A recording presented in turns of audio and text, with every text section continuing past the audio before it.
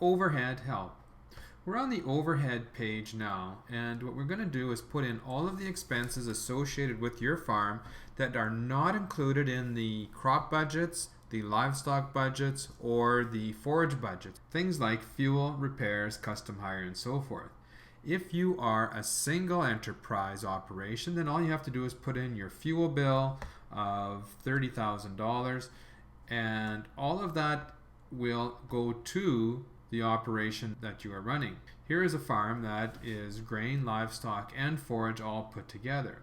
So your fuel bill is expected to be $25,000. Now that has to be allocated over the grain, livestock, and forage. How are we going to do that? We can say, well, on average, $10 an acre is used for the grain operation, $3 for the livestock, and $5 per ton of forage to produce. Then what we would have is $12,802, which is directly contributed to the grain, livestock, and forage, but the indirect number that we see here of $12,198 is fuel that we do not know how exactly it was spent. It might have been running to town, it might have been just not sure where it went. So the amount of fuel that is not directly related by $10 an acre, $3, and $5 respectively is that this $12,198 will get divided across the enterprises by the percent of the assets of each enterprise. That is why it's important to put in all of your operations how many productive units it has. So we have $10 an acre times $595, and then it adds 69.7% of the unknown amount, the $12,198, to come up with a total crop overhead expense for fuel of $14,450, and so forth.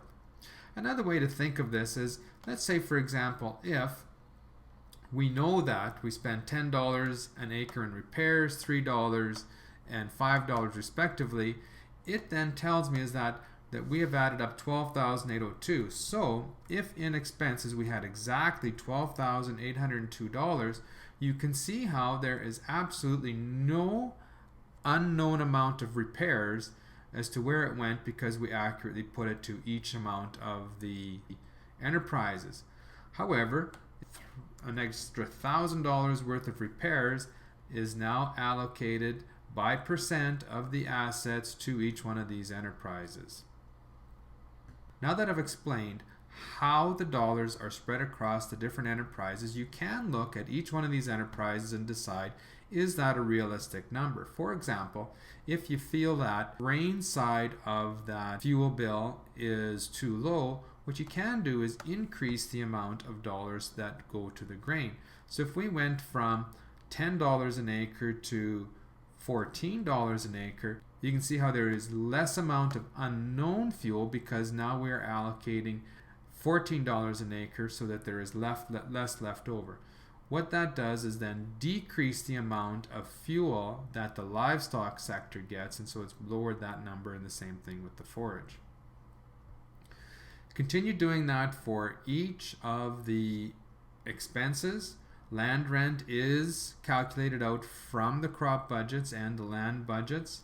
Loans are distributed at the same percent basis as the assets are.